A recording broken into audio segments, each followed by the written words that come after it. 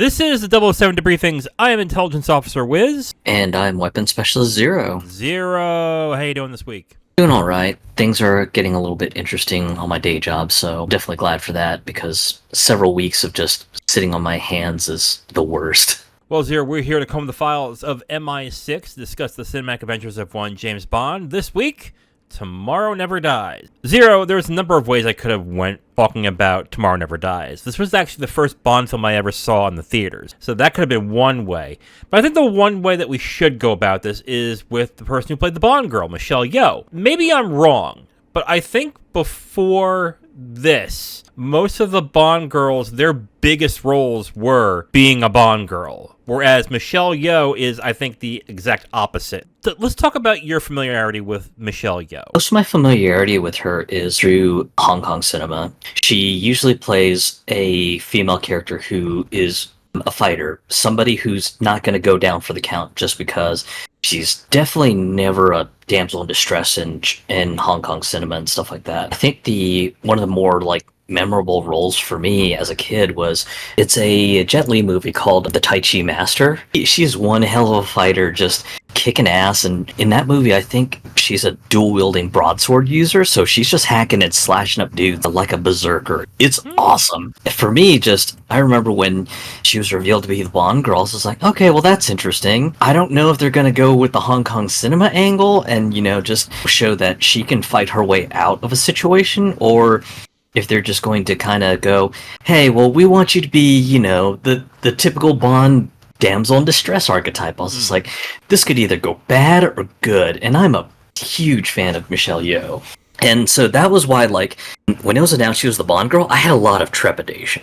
I won't lie. I was just like, ooh, I hope they do justice to how she has played her roles in the past, because she's quite an action star, and to kind of throw her into a role where she does not get to break out her action movie chops would be fucking terrible. I gotta be honest with you, I had to be reminded she was a Bond girl. I think we had this discussion about a year or so ago when we reviewed Everything Everywhere All at Once, which is the movie that gave her Oscar. I thought that her first movie in the States was Crouching Tiger, Hidden Dragon, because it was the one that I remember her the most in. I thought she was amazing in that movie. But then after we started talking about it, we were like, oh, wait a minute, she was a Bond girl. Wait, when was she a Bond girl? What the hell? She's went on to discuss after she won the Oscar that she had a very hard time finding roles after this movie. That this movie actually became kind of a hindrance for her after that, because she didn't do another movie in America until Crouching Tiger after this movie. Let's get into our mission objectives. We go through all sorts of different angles when we talk about every one of the Bond films. And we will start with 007, which is James Bond played by Pierce Brosnan. Pierce Brosnan. Yep. This one definitely plays more towards the Roger Moore style, so a lot of corny one-liners and clever quips here and there. So if you're into that sort of portrayal, then this is probably going to be something that you'll love Brosnan for. He does show kind of a bit of his, I guess you could say, trollish nature with Q. He really, really kind of gives it to Q when he gets the Bond car and everything. This one, there's unfortunately not that much spy action. The action sequences are in this one in the spades, and Brosnan feels like he's definitely got his bearings down for the action sequences. He's fine in this one, but I think for me, I think it's just more, I would have loved to see a little bit more spy and espionage sequences.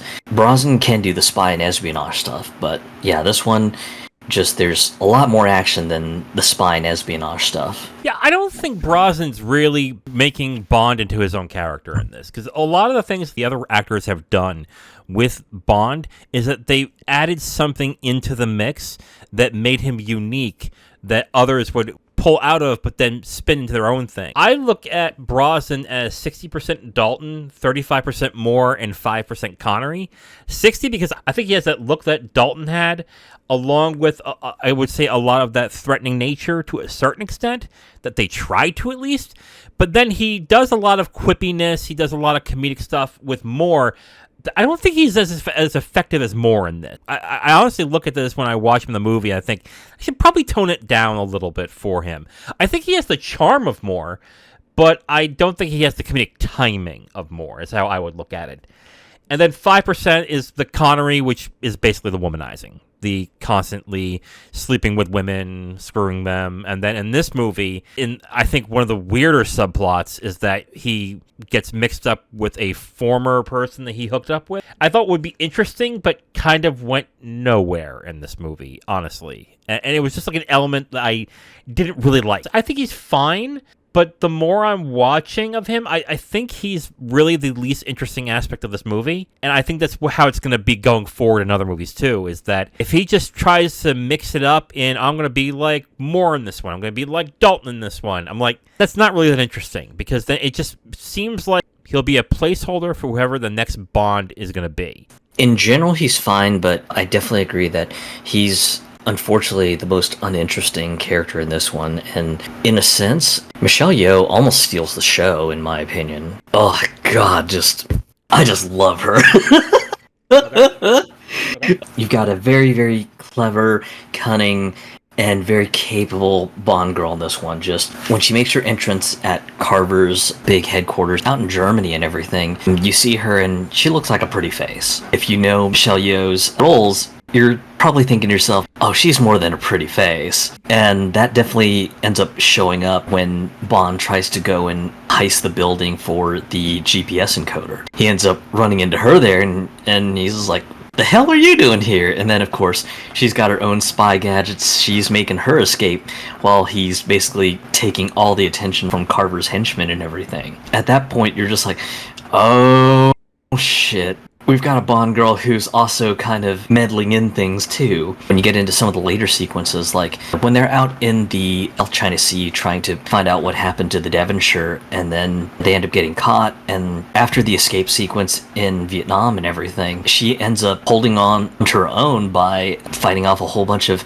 Carver's henchmen, just trying to take care of business, though the movie hints that it's probably more General Chang's men trying to get rid of her because she's a bit of an inconvenience. You see her just doing what Michelle Yeoh does best, just martial arts action sequences, and the choreography is fantastic. When you throw her into an action role, she does what she does best, and she just kicks ass and everything. But as said, I personally just love her as an actress, and the fact that just she's a very capable one is just nothing but fantastic to see. So it definitely, for me, this is probably just going to be just a point where she's going to be one of my favorite Bond girls in the entire lineage.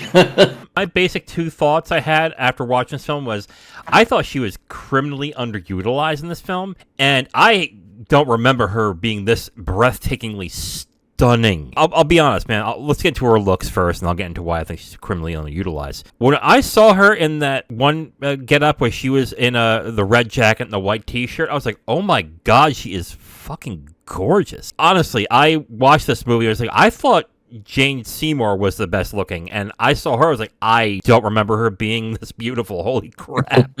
Like, she was always a good looking woman, but after watching this, I was like, I was not expecting that. I think she is very underutilized. She only gets into the action towards the second half of the film.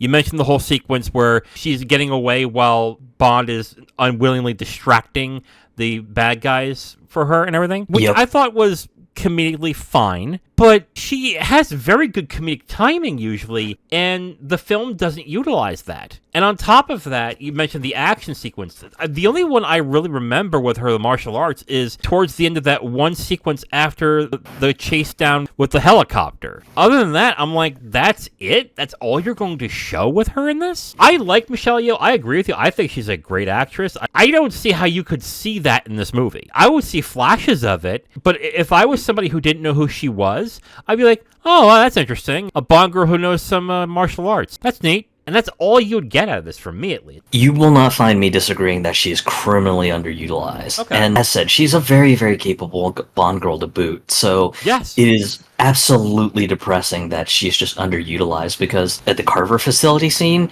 yeah, there absolutely could have been an action scene with her just doing what she has to do to get out of the situation. Yeah, we're just gonna have her comedically going, and hey, thanks for taking the guys with you. I'm getting the fuck out of here. She does have comedy chops in Hong Kong cinema too, but you're just underutilizing her. She's a fantastic action star. Why? Yeah. And one other issue I had. The sexual fling at the end with Bond, I thought was incredibly forced. Would you believe that her character would do anything with Bond other than, yeah, I'm done with my mission, goodbye?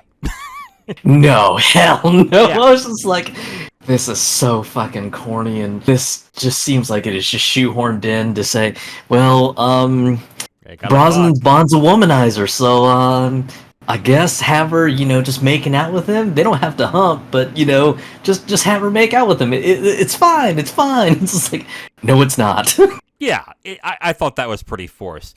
Thank God she doesn't fall madly in love with him in this movie, but I was like, that's a little weird. I think she does well in the role, but she's absolutely underutilized. And I think that's kind of why she had an issue finding work at the end, because she would go on this article on Express and basically say that after that, she only got roles that really did not utilize her gifts. And I could see somebody watching this movie and not knowing who she is and going, I guess that's what she's good at, I guess. I don't know. Could you tell from this movie that she is as talented as you would know from, Yes, Madam, or any of the other movies that she was done in Hong Kong?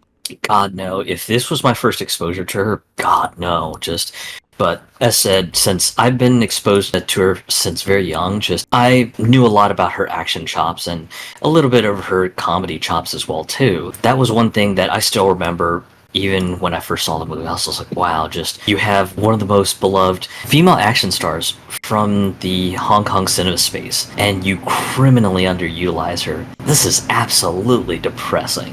She should have been probably the best out of any of the Bond girls, and she's honestly the most disappointing. All right, let's get into villains, which is Elliot Carver, played by Jonathan Pryce. He seems like the delegating type. You see him there when he kind of brags and gloats just about how perfect his plans are, and then he ends up relegating whatever task that he needs done to his henchman Stamper, and that's pretty much the most that you get out of Carver. Is he kind of clever and egomaniacal? Yeah, sure. I mean, he's trying to basically, start his media empire by basically manipulating the world's military into blowing each other up, so his news network can basically run news 24/7, and he'll be the first one there with the scoop and everything. Yeah, kind of neat that, he's got this sort of plan, and he's doing it by basically just stealing the other nation's weapons and kind of using them to further advance his schemes. I kind of saw him as, you're kind of a megalomaniacal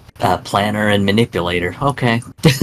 Yeah. I think what's strange about this villain is that if you were to get someone to explain this villain to someone who hasn't seen the movie, and you talk about he is a multimedia mogul who wants to create news that will start World War III between China and Britain, which will give him exclusive coverage to all the carnage that goes on, you would think on the face of it would be like, wow, that's actually kind of a deeper plot than I would have imagined for a Bond film. They're talking about how mass media affects people, affects countries and politics. Wow, that actually seems kind of interesting. But then you watch the film and it's like, oh, this is one of the campiest Bond villains I have ever seen in this movie.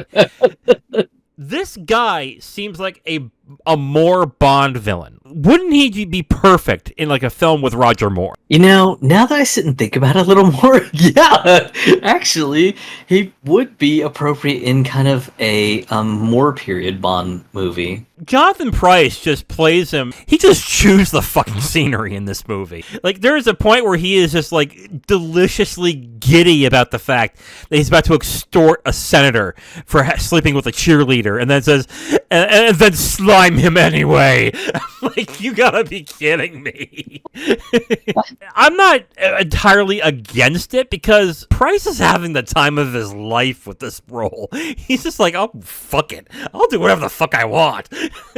So at that end, I'm like, all right, I can kind of enjoy it. And this should have been a villain that should have been a lot more thoughtful. But I think because Pryce just says, fuck it, I'm just gonna go nuts and taunt Michelle Yeoh with karate chops and stuff in one scene. I'm like, you know what? I think that's what I'll do, and I'm kind of glad they kind of went with it, because I don't think you're going to get that deep of a movie in this. I guess, like the Bond girl, it's kind of disappointing, but it's good for what it is. All right, so let's get into spy action. Not much on the spy part, but holy crap, do they give you shovelful after shovelful of the action. It takes about 5 minutes before just shit starts blowing up. This is one of the ones that a lot of people sort of remember, especially when they think of Brosnan, because they're just like, oh man, the action was so good. And it's just like, yeah, I don't have anything against the action, but it leaves me a little bit wanting because Bond is a spy. I mean, he's got to have some spy and espionage stuff. Yeah, there's the scene where he goes and steals the GPS encryptor back, but after a couple minutes of that, it's just, oh shit, I've been caught because Wei Lin tripped the alarm and I'm having to get my ass the fuck out, and then car chase back to his hotel, and then running into Dr. Kaufman and killing him, and then of course, boom, right to another action scene with the remote-controlled BMW 750IL, and that he's just kind of racing around the parking garage and everything. If you like more action-y Bonds, this one probably will not disappoint you because it's just action sequence after action sequence after action sequence. I think this is overall a step down in the action department, but I will say that you're right on the action sequences. I think they're very good. And I think the stunt work is actually really good in this movie, too. And it's about to an equal to where GoldenEye was. There's a nice amount of explosions, great action sequences when involving cars, and some of the gunfights are not bad either. I just think some of these scenes in this movie are fucking ridiculous in this movie. Like... You mean to tell me a helicopter pilot has not only the skill to be able to fly into a crowded street, but also angularly move that thing while being steady as hell to not crash itself while chasing Bond on the bike? Like, you really want me to believe that, right? How utterly ridiculous was that? It looked kind of cool, but like I'm watching it going, you really want me to believe that? Because one of my favorite action movies is Mission Impossible, and even I thought the end sequence with the train and the helicopter was a little far-fetched. They do that to like an nth degree in this movie, and I'm like, why? That's utterly ridiculous. Like the helicopter doing its like meat grinder thing, I was just like, ugh, I get it. You're trying to set up a sequence of tension where, you know, Bond's got to decide, hey, how do I want to play this? And yeah, it's dramatic looking stunt-wise, but there's so much suspension of belief that can happen. Yeah. And then at the end of that whole sequence, they so happen to find a shower that they shower together in, which, you know, honestly, actually, to see Michelle Yeoh in a wet t-shirt, I think I'm okay with it. Anyway, moving on. And let's get to the car chase sequence involving the Nokia phone that has a screen on it. Like, that was... Oh, yeah, it's a little, like, old-school Sony Ericsson phone. Yeah, I'm like, that's pretty corny, but I'm okay with that a little bit. Before he turns on the car with the phone, okay? You notice how everybody was banging the shield and the glass and everything with hammers and trying to puncture it, and it was perfectly fine. How is it that all that did not break the glass, but one bullet did during the chase sequence? Yeah. The inconsistency is a little wild. Yes. Yeah. Like, I get it. It's like, well, you wouldn't have that cool sequence where the rocket goes through the car. And yeah, I get it. But I'm like, come on. Really? Like, But while we're getting to that as well, I think the tech in this movie is the epitome of I win buttons. I think it's just incredibly absurd that he has a phone that also has a taser, that also has a, what was it? He also has a fingerprint scanner. The tech I like is where there's a grain of truth to it, where it's like, oh, this kind of makes sense. But because they have more tech, they can do this. And this was all like utterly fucking ridiculous to me. On the tech side, yeah, there's a lot of like Deus Ex Machina sort of like escape buttons in the garage chase sequence. You've got Carter's men setting up the tow truck and pulling like a stainless steel braided cable to try to basically decapitate Bond and just shred the top half of the car, and just Bond presses a button on the remote control from his phone, and then the BMW logo opens up to reveal like a tiny little buzzsaw, and I'm just like, okay, now we're just getting silly. Just, I don't think a fucking tiny ass buzzsaw like that is gonna magically just cut through a fucking steel braided wire. You know what? Fucking forget it. Ugh. Yeah. But then you have all these crazy things in this movie, and yet, like we mentioned in the Bond girl section, you absolutely underutilized Michelle Yeoh. She only has like one scene to do any martial arts. Really? And then on top of that, like the stunts that she did do, they were good, but I would imagine you've seen a lot better in her work, correct? Oh yeah, some of the stuff in the Hong Kong cinema space, especially if it's like period embellished historical sort of legend retellings and stuff like that, like the Tai Chi Master, A Crouching Tiger. I mean, some of the stuff does involve like silly wire fu stuff, but even still, there have been action movies that she's played where she's done some pretty serious stunt work in those movies as well too. It's a crying shame that she is underutilized. For God's sake, she was in Police Story 3. She was in Super Cop. Come on. Yeah. Like, even Rush Hour, even though that's a clear Hollywood movie, utilized Jackie Chan's stunt work in a good way. And you have a movie that's more expensive, that has much more of a bigger audience, and you don't use her in the best way possible when it comes to the action in this movie. It's fun. It is entertaining, but it's still disappointing. All right, let's get into the theme song and opening credits. And the theme song is Tomorrow Never Dies, written by Sheryl Crow and Mitchell Fromm, performed by Sheryl Crow. I love Sheryl Crow, personally. Yeah. So for me, I was just like, oh man, this is kind of like ballady and bluesy. And then when I saw like her name come from the credits, I was like, no freaking wonder, it's freaking Sheryl Crow. I love her. Yeah.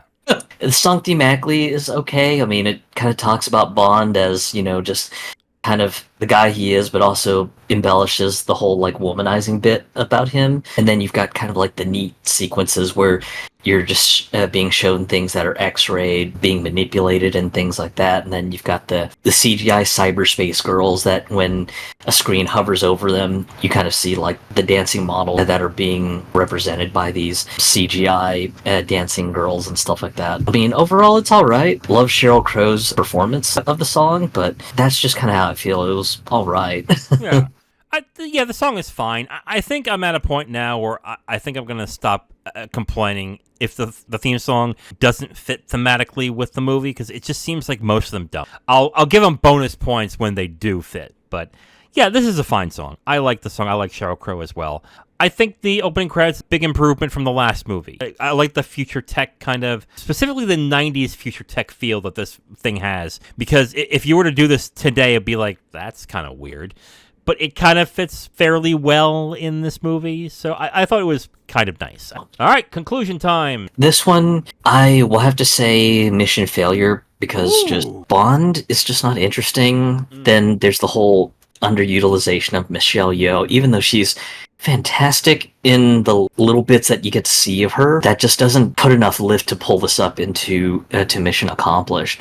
Carver's an okay villain. He's really just kind of playing it up and just really having fun with the role, but you don't see him very often. He just kind of delegates the stuff to his henchmen. It's like, hey, yeah, Stamper, go kill Bond for me, thanks. And then, just kind of runs off to escape or do whatever. This was kind of the period that I kind of started to get frustrated with the Bond movies, especially when a lot of the gadgets are just Deus Ex Machina elements. Just, Bond's in a jam? Oh, well, he'll just deploy this gadget, and boom, he's out of a jam. I would like a little bit more tension, a little more drama, that Bond's really gotta really, really use his noodle and just think of a real clever way, even if it's brutal and inelegant, to just get out of a jam. And when it's just like, steel cable trying to cut my car off the top and possibly decapitate me? Oh, well, I'll just pull up this handy buzzsaw that's just hidden in the front of my car, just buried under the BMW emblem. Easy peasy. It's just like, damn it, guys. I am surprised that you said mission failure, because I'm actually going to agree with you. I think it's a mission failure as well. I can't say this film's bad. I think it is turn your brain off and enjoy good. I think it's one of those movies where if you are watching it and you just kind of give into it, I think you can find it enjoyable. But a lot of the problems I have is just the disappointment I have with this film. You have two really good actors, Jonathan Pryce and Michelle Yeoh, and you underutilize both. One is just a complete camp machine, and the other is just underutilized to a point where I kind of question why she was selected in this movie. That's bad. Like, I like Michelle Yeoh, like you like Michelle Yeoh too. Maybe not as much, but anyway, I watch this film and go, does she really need to be in here? Because I don't think they really put much thought into her. And then you mentioned a lot of the problems with the action, how it just seems kind of ridiculous at certain points. I agree with you there as well. I think the best way I can put this movie is this. It's not a regrettable movie, but it's a forgettable movie. Overall, I'm going to say mission failure. Mission failure for you? Mission failure. Mission failure for Tomorrow Never Dies. Now, if you want my full review on this movie, you can go to my website at IamTheWiz.com. You'll have my full written review right on the site, along with a link to the video that has this review that you've just listened to. All right, Zero. Wow, that was disappointing. That was actually kind of depressing. We are at the end of this episode. So before we go, let's talk about what we're going to talk about next week. Zero, what's next? 1999's The World Is Not Enough. Yes, The World Is Not Enough. The movie that gave us Denise Richards as a nuclear physicist. Yeah. Oh, God. Oh, man. I gotta be honest with you, man. I was kind of looking forward to some Brosnan. Now I'm like, oh, wait. I forgot about this stuff. I think I watched it several months ago, and the ending sequence, I was just like, oh, God, this reminds me of the Roger Moore shenanigans. Oh, God damn it. Oh, God. Looking forward to it? All right, so tune in next time where we review The World Is Not Enough. I'm Intelligence Officer Wiz. And I'm Weapons Specialist Zero. Talk to you guys next time. Bye.